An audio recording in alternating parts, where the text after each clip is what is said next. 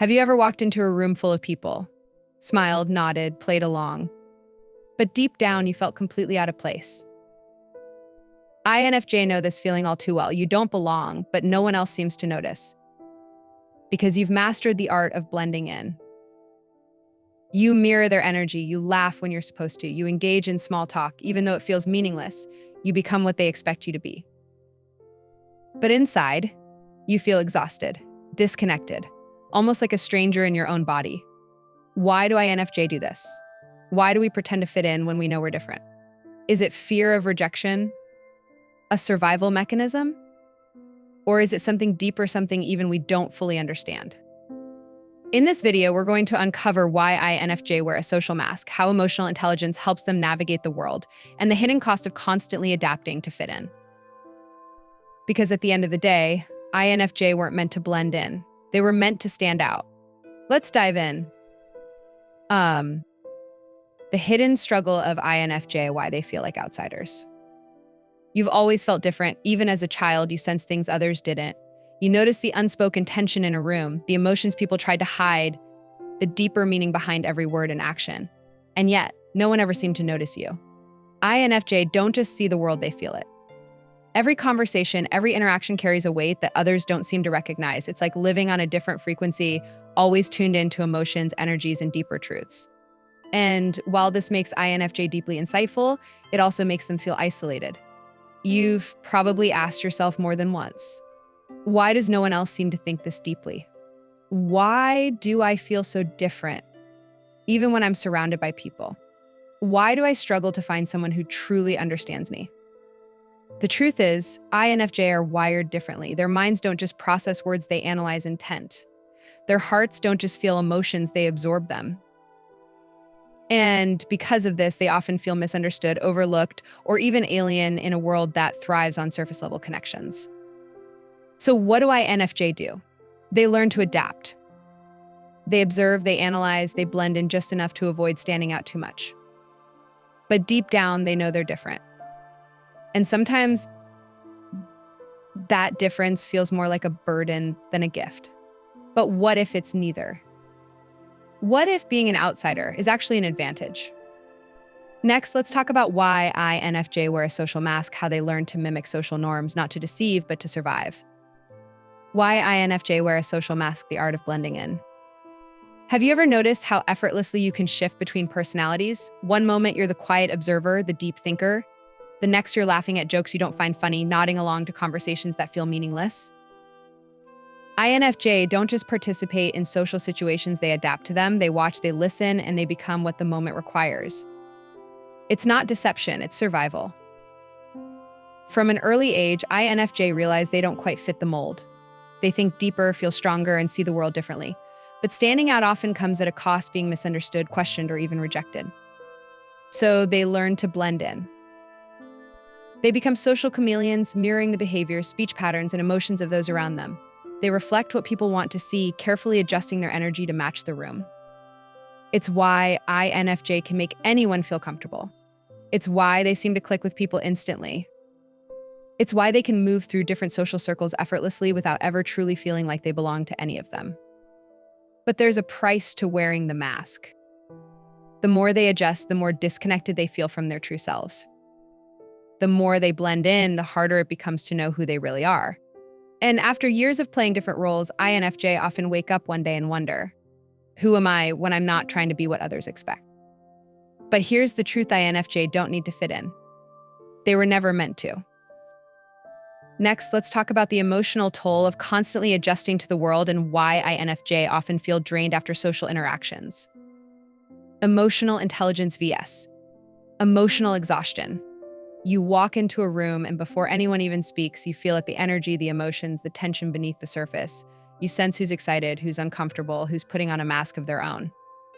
For an INFJ, this isn't just a skill. It's second nature. INFJ don't just hear words, they decode emotions. They don't just notice body language, they absorb the energy behind it. And while this makes them deeply empathetic, it also exhausts them. Because when you feel everything, you carry everything. You're the friend who listens, the one who understands, the one who offers advice that goes deeper than just, it'll be okay. but when you spend your life understanding everyone else who understands you. This is the hidden struggle of INFJ.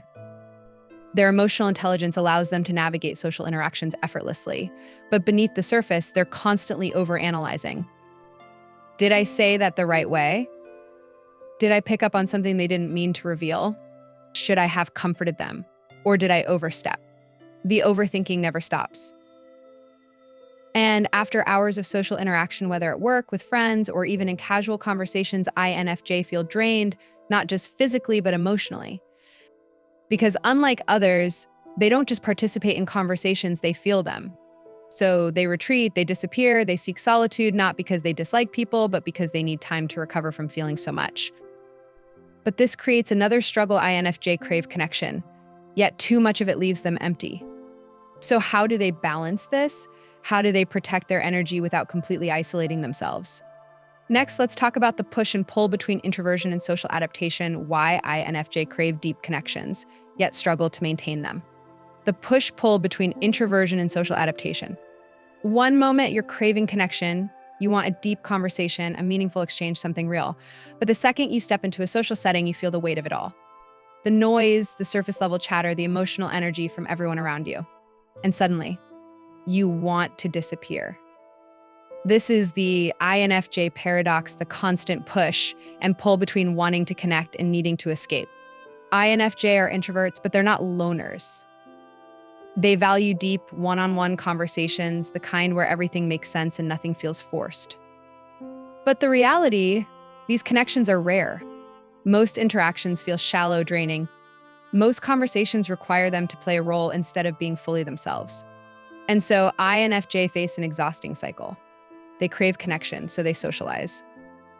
Socializing drains them, so they withdraw. Isolation makes them feel lonely, so they reach out again. And the cycle repeats.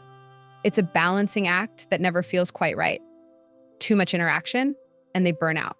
Too much solitude, and they feel disconnected.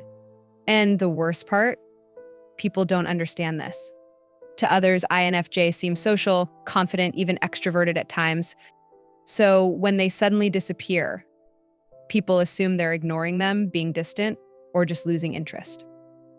But in reality, INFJ aren't avoiding people. They're just trying to protect their energy. So how do they find balance? How do they maintain connections without feeling drained? How do they protect their solitude without feeling completely isolated? Next, let's talk about the INFJ secret superpower, how they observe the world from the outside, seeing what others miss, but at the cost of feeling detached. The INFJ secret superpower, observing rather than participating.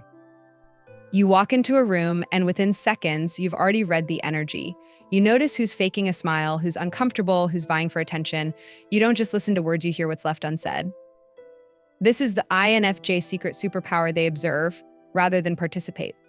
While others are busy talking, INFJ are busy watching.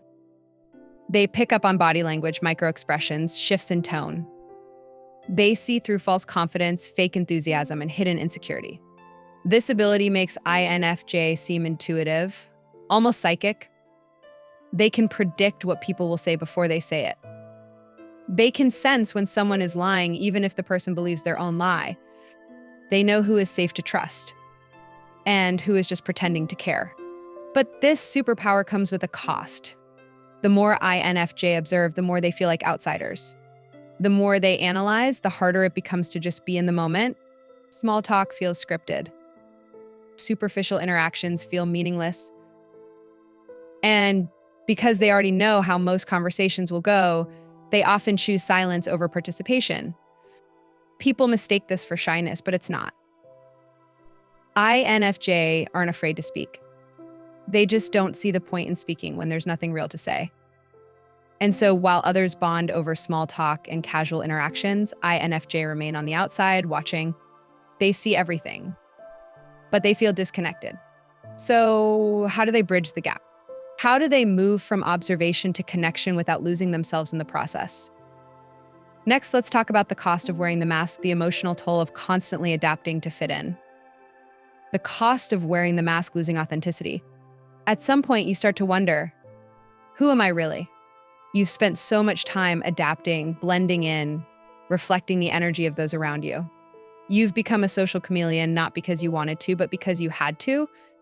But now, you don't even know which version of you is real. This is the hidden cost of wearing the INFJ mask. INFJ are experts at adapting to different environments, mirroring people's emotions, and adjusting their energy to fit social situations. But the more they do this, the harder it becomes to separate their true self from the roles they play. They become whoever the situation demands, the comforting friend, the responsible coworker, the charming conversationalist when needed. And after a while, the lines start to blur. Do I actually like this, or am I just going along with it? Is this really me, or am I just playing another role? If I stopped adjusting for everyone else, would there be anything left? The emotional toll is heavy. Wearing the mask for too long leads to identity confusion, emotional numbness, and eventually burnout. INFJ become so used to adapting that they disconnect from their own needs, wants, and desires. They become outsiders, even to themselves. So how do they break free? How do they take off the mask and reconnect with who they really are? Next, let's talk about how INFJ can embrace their true selves without feeling isolated, how to exist in the world without losing authenticity. How INFJ can embrace their true selves without feeling isolated. For so long, you've tried to fit in. You've adjusted, adapted, blended into spaces where you never truly belonged. And now you're exhausted. INFJ wear a mask not because they want to, but because for most of their lives, it's felt like the only way to survive. But what if you didn't have to? What if instead of adapting to fit in, you simply chose to be yourself? Here's the truth: you can't be everything to everyone. Not everyone will understand you. Not everyone will appreciate your depth, your intuition, your quiet way of seeing the world. And that's okay. INFJ don't need a large circle. They don't need constant validation. They need realness. They need depth. They need connection that feels like home. And that starts with choosing authenticity over acceptance. Step 1, set boundaries. Not everyone deserves access to your energy. If a conversation drains you, walk away. If a relationship forces you to shrink yourself, let it go. Step 2, stop seeking approval. You don't have to explain yourself. You don't have to justify your solitude, your depth, or your need for quiet. Your existence is not something that needs to be understood by everyone. Step 3, find your people. Instead of molding yourself to fit into spaces where you don't belong, seek out those who speak your language, the ones who appreciate depth, the ones who don't fear silence, the ones who see you without you having to explain yourself. Because the truth is, INFJ aren't meant to fit in. They're meant to stand out. And when you embrace that, when you stop apologizing for who you are, when you let go of the need to be everything for everyone, something magical happens. You realize you were never alone to begin with. Next, let's talk about why INFJ are meant to stand out, why their unique way of thinking, feeling, and seeing the world is not a weakness, but a rare and powerful strength. Why INFJ are meant to stand out, not fit in. For years, you've questioned yourself. You felt different, misunderstood, like an outsider in a world that never seemed to speak your language. You've been told you're too sensitive, that you think too much, that you should just be like everyone else. But what if I told you you were never meant to fit in? INFJ see the world differently. They think deeply, they analyze everything, they absorb emotions, pick up on the unspoken, and understand people in ways others never will. And that's not a weakness. That's a rare and powerful strength. The world doesn't need you to conform. It doesn't need you to suppress your depth or pretend to be something you're not. The world needs your insight, your vision, your ability to see beyond the surface. Because while others chase trends, you seek truth. While others speak to be heard, you listen to understand. And while others follow the crowd, you walk your own path. So stop apologizing for being different. Own it. Because the moment you stop trying to fit in is the moment you start to become who you were always meant to be. If this video spoke to you, it's because deep down you already know the truth: you were never meant to fit into this world. You were meant to change it. Drop a comment below and tell me, have you ever felt like an outsider? Subscribe for more insights on INFJ psychology, deep thinking, and self-discovery. Share this video with someone who needs to hear this message today. Your depth is your power. Never forget that.